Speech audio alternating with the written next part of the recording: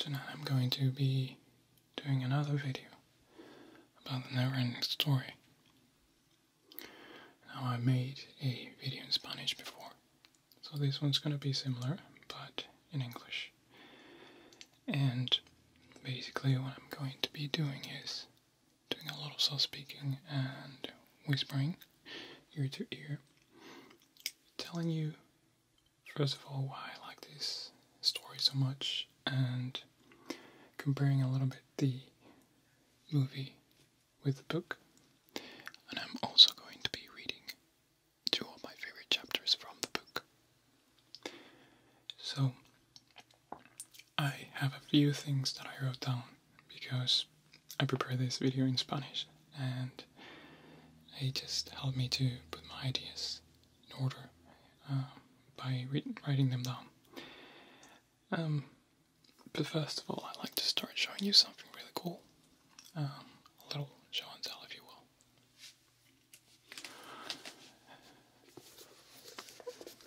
This right here is the English edition of the Neverending Story.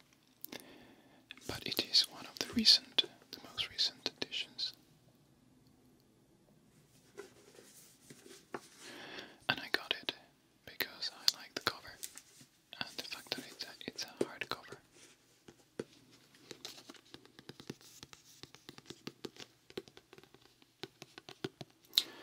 As you can see, it's not such a big book.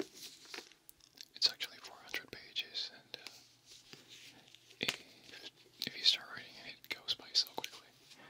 It's very engaging. Now, if you're thinking about the movie is half the length of the book, so there's a lot more that you haven't seen in the movie if you haven't read the book.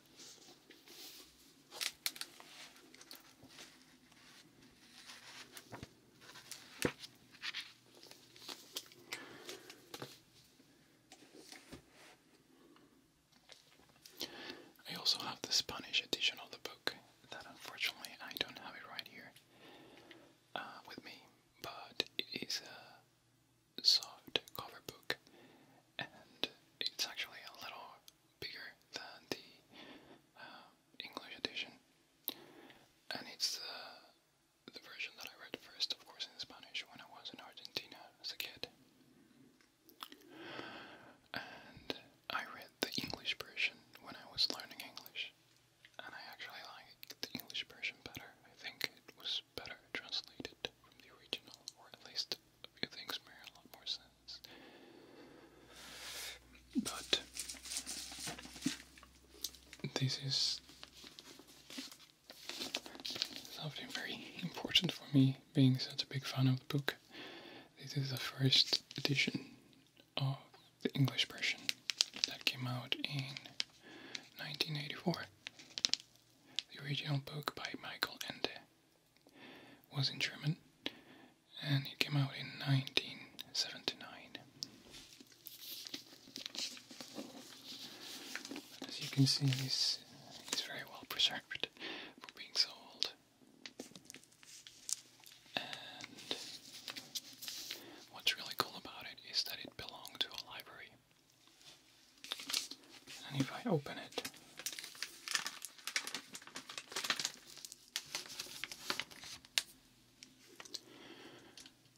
you have a little paper with all the dates, the people that took the book out of the library, and it dates back to 1984. I wasn't even born.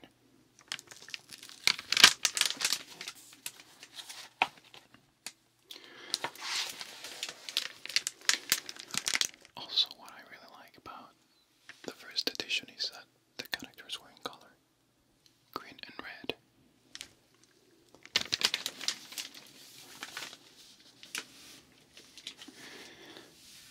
The green color being the story within Fantasia, or Fantastica as it's called in the book, and the red being the story of Bastian, who's the little kid reading the story. That was then obviously to reduce cost of printing. The later editions were all just black and white, black ink. But some of you may know that I am working on a Neverending Story roleplay with some other people, and it's going to be a lot ambitious. That's why it's taking so long, and I'm very excited about it. But I'm afraid it's going to take a couple of months because there's a lot of pieces I have to put together, and props that I still don't have, and people that I need to confirm with. But hopefully it will happen, and it will be the biggest project I work with since I started the channel. But last thing I have here, but the most important to be honest, is a prop that was made by Esmeralda SilentCitadel, ASMR artist, as you may know her, and she made a replica for me of the book that's actually in the movie. And this was a very special project, first of all because someone in the community made it for me, and she's somebody I've always watched because I really do like the things she makes in her videos. I'm going to link her channel down below so you check it out in case you don't know her yet. And this idea came out one day that I was asking on Facebook if anybody knew where to get a replica of the book, because I couldn't get it anywhere. And Cara Novastar had the idea of tagging Esmeralda to see if she'd be up for the challenge, and she was very excited to do it. So here it is.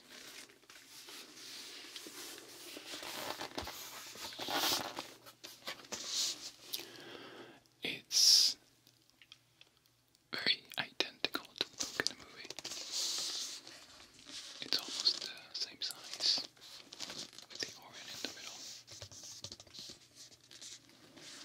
And what's really cool about it is that she actually learned how to bind the book from scratch. Everything here is made from scratch, even the page binding down here. So, really cool project. I'm really looking forward to use it for the roleplay, and hopefully pass it along some other ASMR content creators.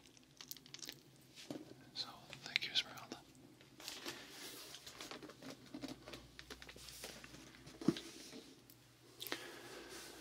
So yeah, it's I guess I should go over the reasons why I like these stories so much. And it's a story that the book's for kids, but I actually recommend adults to read it as well. I think it was much more meaningful when I read it as an adult, but it did have an impact on me when I was a kid. And I think I made a connection immediately because it's a book that teaches you to be yourself, not to lose yourself into something you're not, to fight your fears and insecurities. But it also deals with power and how power can get to us, can get the worst of us. But it may also be a necessary part of our lives sometimes, even though it's not ideal. This is something that in the movie you don't see a lot because you need the second part of the book to learn a lot of lessons. In the second part of the book, first of all, I'm gonna spoil the ending of the movie. Bastian meets the childlike empress, and he wishes for Fantasia to exist again after the destruction of it by the Nothing. But he also wishes to get rid of the bullies that were bothering him in the beginning of the movie, which is actually not part of the book. So when the movie finishes, the ending basically shows you how this little kid is fighting his fears by fantasizing, by daydreaming, is not really a good lesson, I guess. The second part of the book deals with all the creative process in which Bastian reconstructs Fantastica. And by doing this, and having O-ring, and wishing, unlimited wishes, he gets carried away. He forgets who he was in the beginning. Power gets into his head.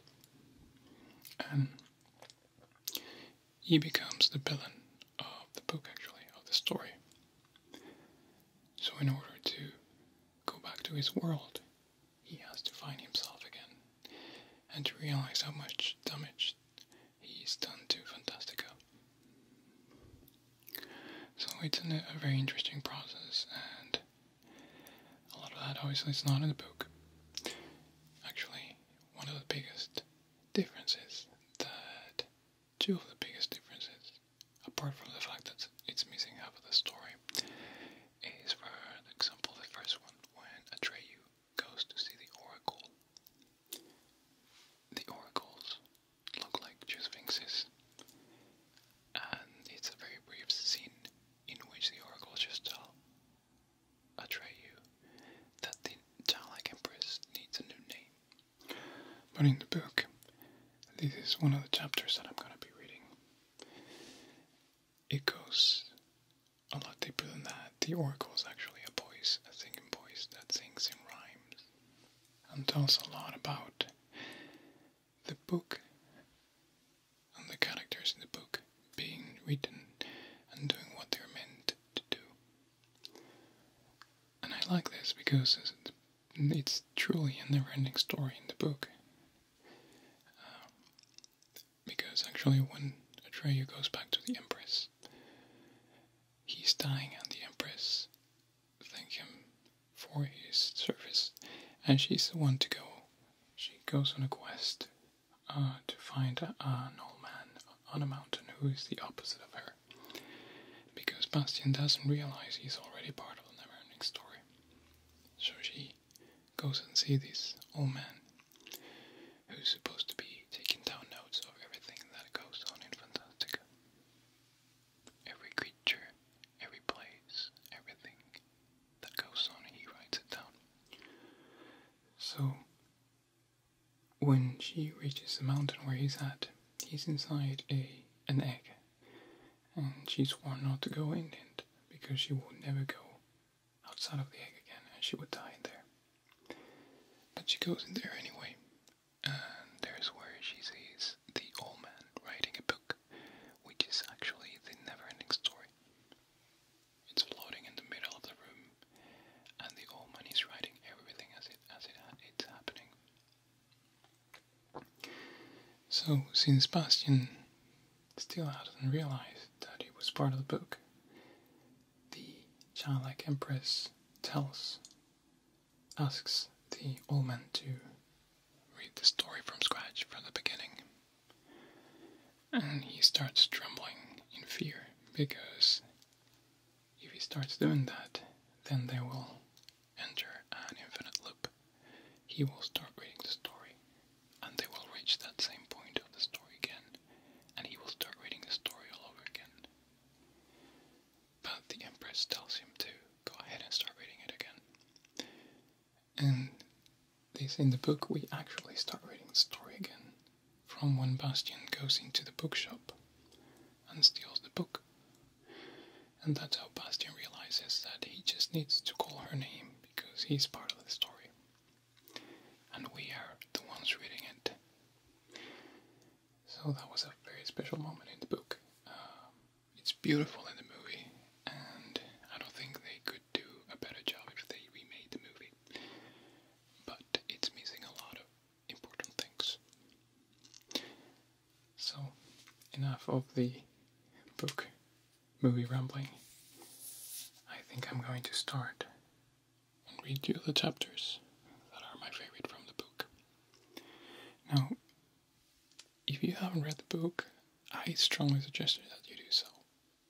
Especially if you watched the movie and you liked it. But yeah, it's a short book, and it's very engaging, and it's a very, very sweet, nice story that I think I got a lot more messages from it than the author intended. And I'm going to read a list of the things that I got from it after reading it.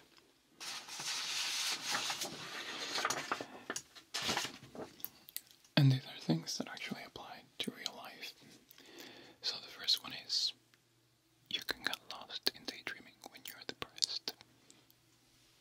And some people may know that's very true. Sometimes when we're depressed, we make up our own stories in our heads, and we can get lost in it. Daydreaming is not a bad thing. Sometimes it's good, but too much of it can be harmful. Don't wish for more when you already have an entire world of people and resources around you. This is a very good lesson from the book. You often will find yourself after losing yourself in a bad situation, meaning you can learn a lot from something bad. You can actually get the best life lessons from going through a rough patch. When you're not yourself, you start to going down a path that's all made up. You start wishing for things that are unnecessary, that you think will please you and make everyone else accept you.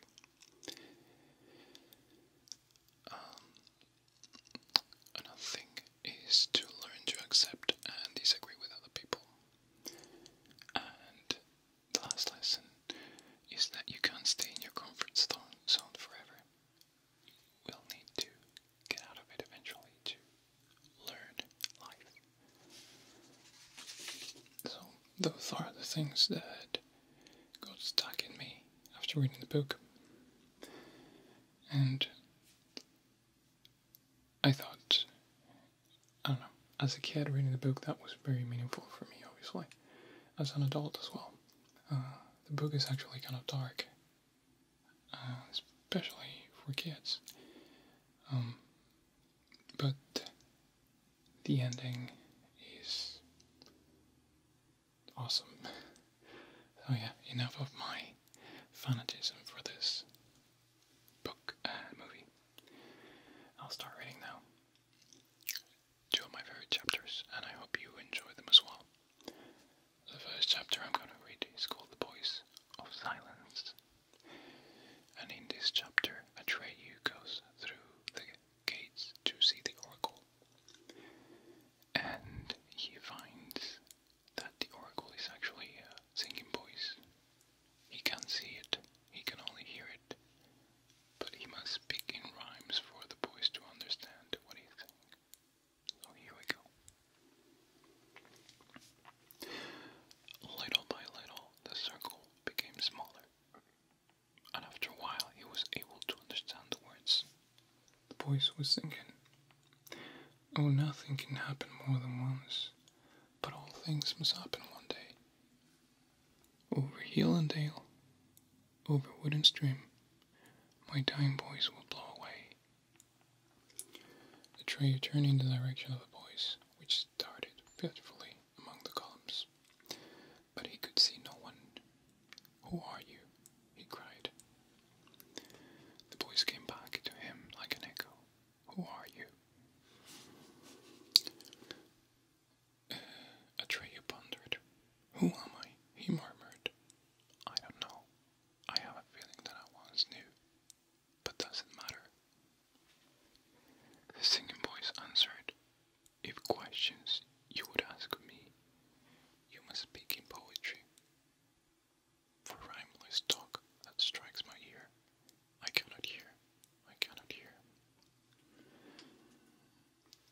Atreyu hadn't much practice in rhyming. This would be a difficult conversation, he thought. If the voice only understood poetry. He racked his brains for a while. Then he came up with, "I hope it isn't going too far, but could you tell me who you are?" This time, the voice answered at once. "I hear you now. Your words are clear. I understand as well as hear. And then, coming from a different direction, it sang. I thank you, my friend, for your goodwill. I'm glad that you have come to me. I am Yuyolala, the voice of silence, in the palace of the mystery.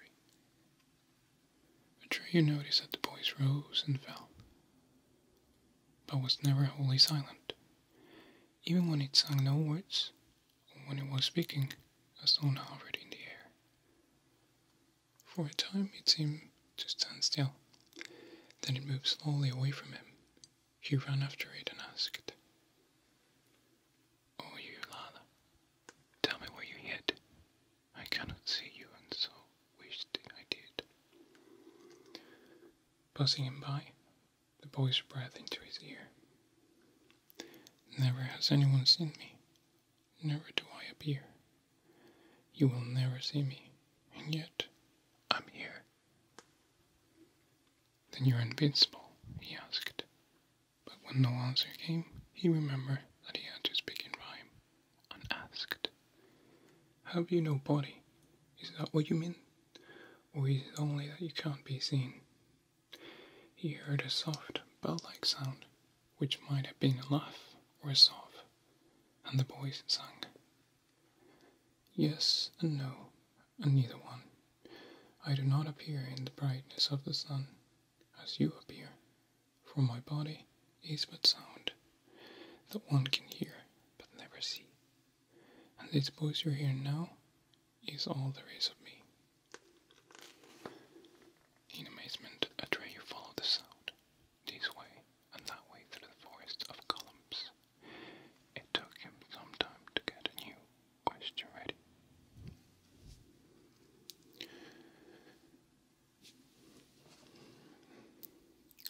"Do I understand you right? Your body is this melody. But what if you would cease to sing? Would you cease to be?" The answer came to him from very near. "Once my song is ended, what comes to others sooner or late, when their bodies pass away, will also be my fate. My life will last the time of my song, but that will not be long."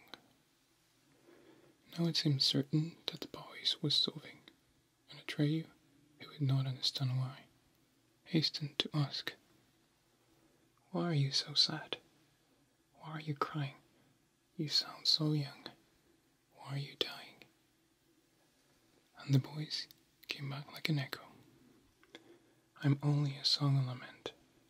The wind will blow me away. But tell me now, why you were sent. What have you come to say?" The voice died away among the columns, and Atreyu turned in all directions, trying to pick it up again. For a while he heard nothing. Then, starting in the distance, the boy came quickly closer. It sounded almost impatient. "Yuyolala's answers come from questions fed. So ask me what you come to ask, for questions are her need." Atreyu cried out, "Then help me, Yuyolala. Tell me why you sing a plaint as if you soon must die." "The childlike empress is sick, and with her Fantastica will die. The nothing will swallow this place. It will perish, and so will I.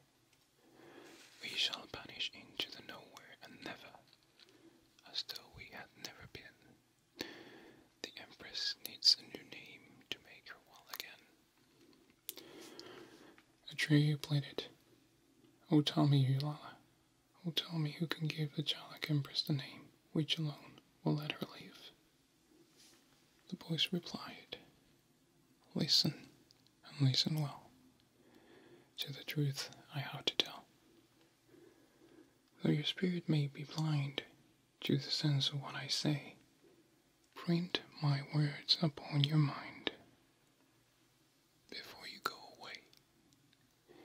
Later you may dredge them up from the depths of memory, raise them to the light of day, exactly as they flow from me." everything depends on whether you remember it faithfully. For a time he heard only a plaintive sound without words. Then suddenly the voice came from right next to him, as though someone were whispering into his ears.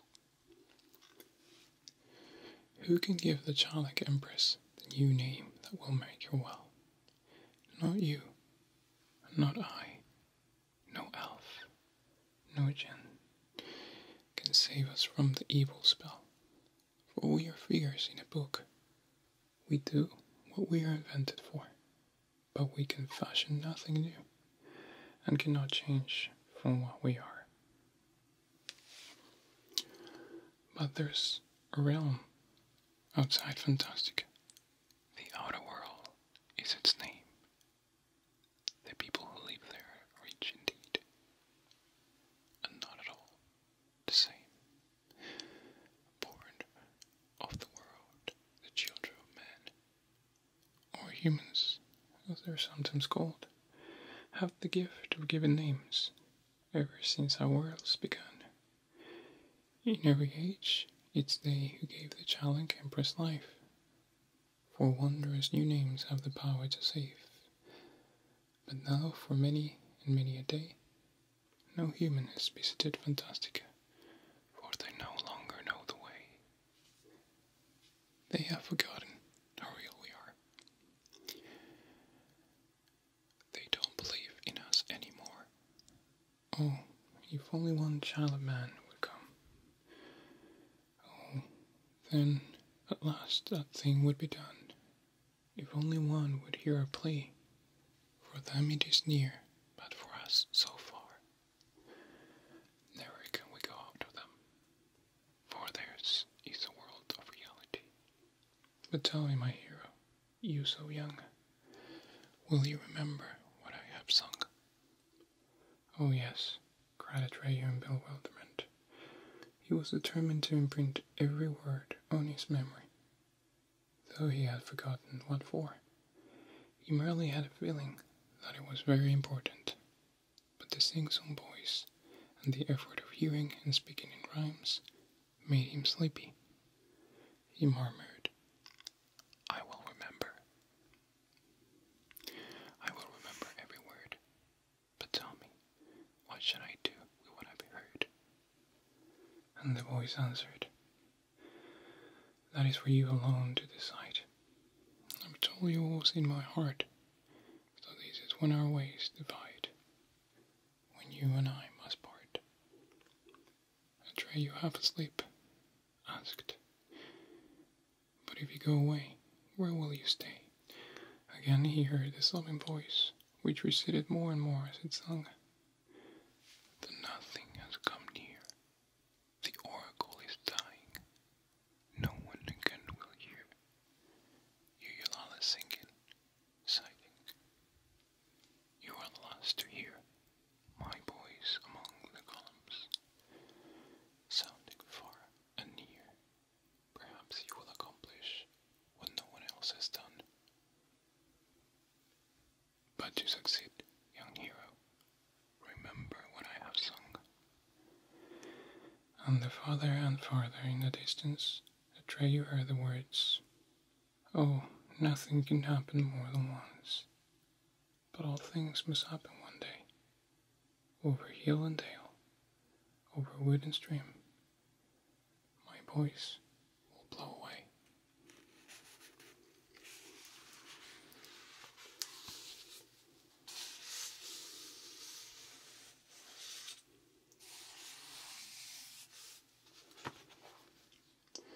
So that was the chapter, The Voice of Silence.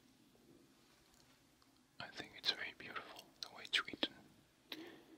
So, it's also one part of the book that I got so engaged in, I was imagining every single detail of it.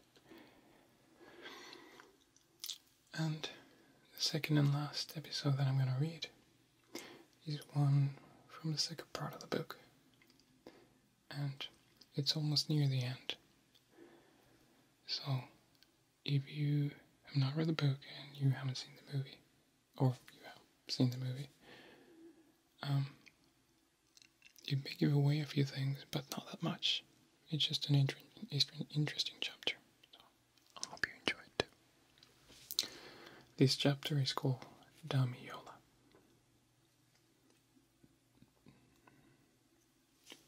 Bastian stopped still and watched the changes with surprise and amusement.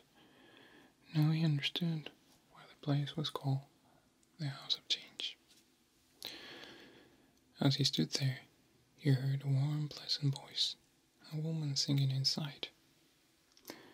100 summers to a day, we have waited for you, seeing that you have found a way. It must certainly be you. Your hunger and your thirst to still, all here in readiness. You shall eat and drink your fill, shelter in our tenderness, regardless whether good or bad. You've suffered much and traveled far. Take comfort, for the trials you've had will have you just the way you are. Ah, thought Bastian, what a lovely voice. If only that song were meant for me. The voice began to sing again. Great Lord, I pray, be small again. Be a child and come right in. Don't keep standing at the door. You're welcome here and more. Everything for many a year has been ready for you here. Bastian felt irresistibly drawn by that voice. He felt sure the singer must be a friendly person. He knocked at the door, and the voice called out, come in, dear boy. He opened the door and saw a small but comfortable room. The sun was streaming in through the windows. In the middle of the room, there was a round table, covered with bowls and baskets full of all sorts of fruits unknown to Bastian. At the table sat a woman, as round and red-cheeked and healthy-looking as an apple. Bastian was almost overpowered by the desire to run to her with outstretched arms and cry, Mama, Mama. But he controlled himself. His mama was dead, and was certainly not there in Fantastica. This woman, it was true, had the same sweet smile and the same trustworthy look, but between her and his mother there was little resemblance. His mother had been small, and this woman was large and imposing. She was wearing a broad hat covered with fruits and flowers, and a dress with some sort of bright flowered material. It was some time before Bastian realized that it consisted of leaves, flowers, and fruits. As he stood looking at her, he was overcome by a feeling that he had not known for a long time. He could not remember when and where. He knew only that he had sometimes felt that way when he was little.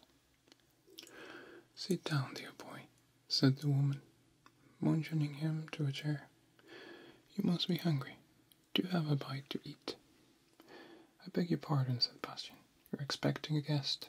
I've only come here by accident. Really? Said the woman with a smile. Oh well, it doesn't matter. You can have a bite to eat all the same. Meanwhile, I'll tell you a little story. Go on, don't stand on ceremony. Bastian took off his black mantle, laid it on a chair, and hesitantly reached for fruit. Before biting into it, he asked, What about you? Aren't you eating? Or don't you care for fruit? The woman laughed heartily. Bastian didn't know why. Very well, she said, after composing herself. If you insist, I'll have something to keep you company, but in my own way. Don't be frightened. With that, she picked up a watering can that was on the floor beside her, held it over her head, and sprinkled herself. Oh, she said, that is refreshing. Now it was Bastian's turn to laugh. Then he bit into the fruit and instantly realized that he had never eaten anything so good. He took his second fruit, and that was even better. You like it? Asked the woman, watching him closely.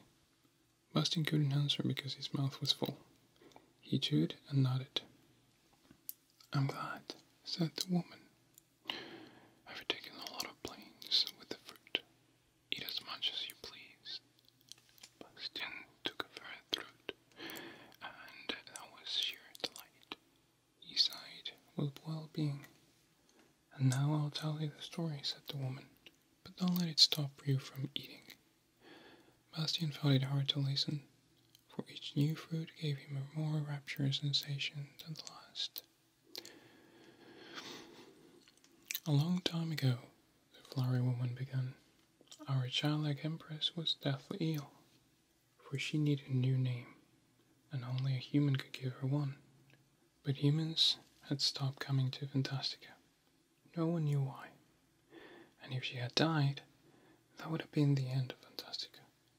Then one day, or rather one night, a human came after all. It was a little boy, and he gave the childlike empress the name of Moonchild.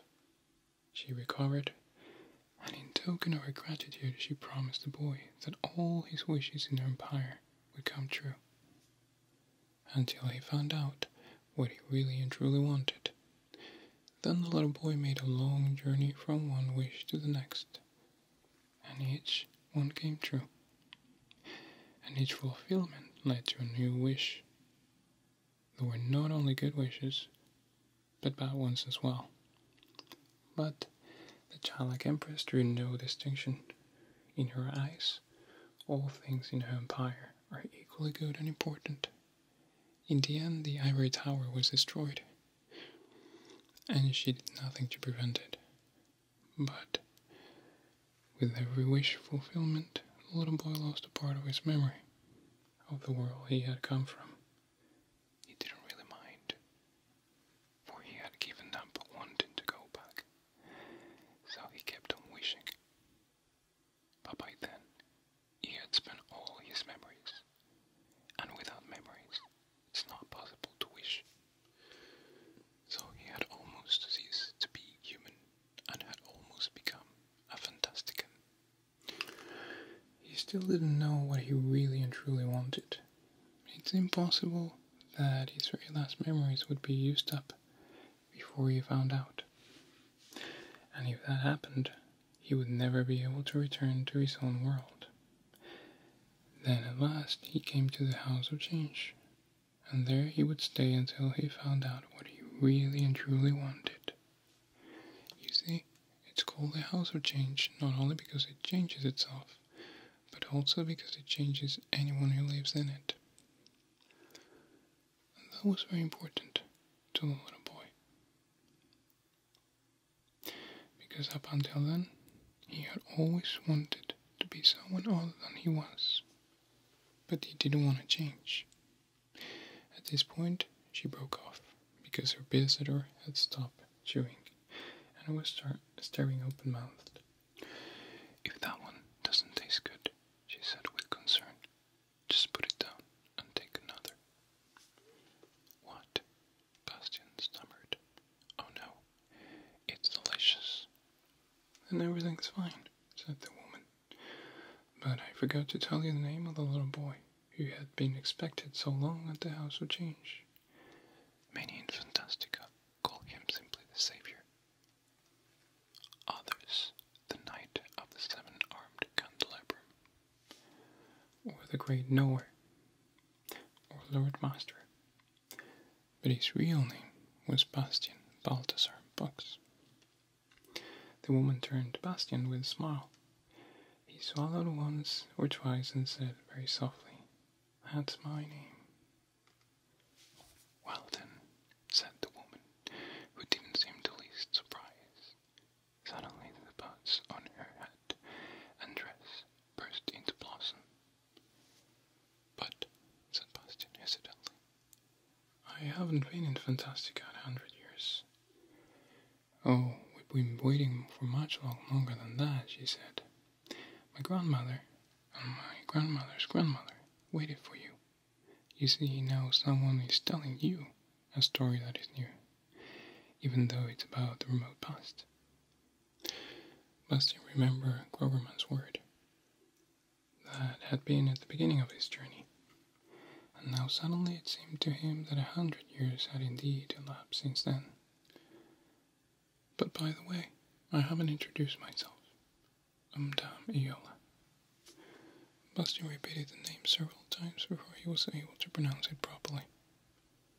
Then he took another fruit. He bit into it,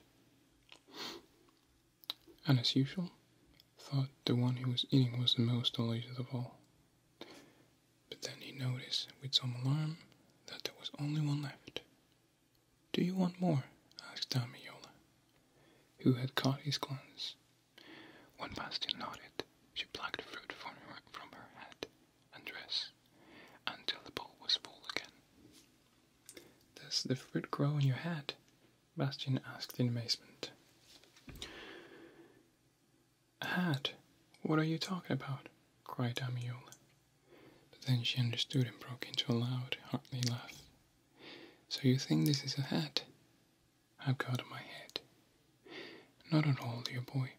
It all grows out of me, just as your hair grows out of you.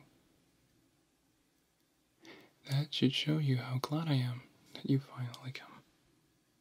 That's why I'm flowering and bearing fruit. If I were sad, I'd wither. But come now, don't forget to eat." Bastian was embarrassed. "I don't know," he said. "Is it all right to eat something that comes out of somebody?" "Why not?" asked Dame Iola. "Babies drink milk that comes out of the mothers. There's nothing better." "That's true," said Bastian with a slight blush. "But only when they're little." In that case, said Dame Iola, beaming, "you'll just have to get very little again, my dear boy." Bastian took another fruit and bit into it. Dame Iola was delighted and bloomed more than ever. After a short silence, she said, "I think it would like us to move into the next room. I believe it may have arranged something special for you." "Who?" Bastian asked, looking around. "The House of Change," said Dame Iola, "as if that were the most natural thing in the world." And, indeed, a strange thing that had happened. The living room had changed without Bastian noticing, and indeed, a strange thing had happened. The living room had changed without Bastian noticing that anything was going on. The ceiling had moved upward, while 3 of the walls had come close to the table. There was still room on the fourth side, where there was a door, which now stood open. Dame Iola rose. Then he saw how big she was. "We'd better go," she suggested. "It's very stubborn. Opposition is useless if it has thought up a surprise. We may as well leave it have its way. It usually means well."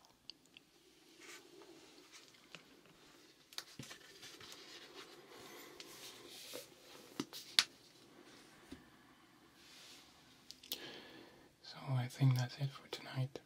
I did read these 2 episodes, but I didn't read them completely, and I hope you have enjoyed them. Stay tuned for more videos, and hopefully in a few months, the Neverending Story roleplay will be here.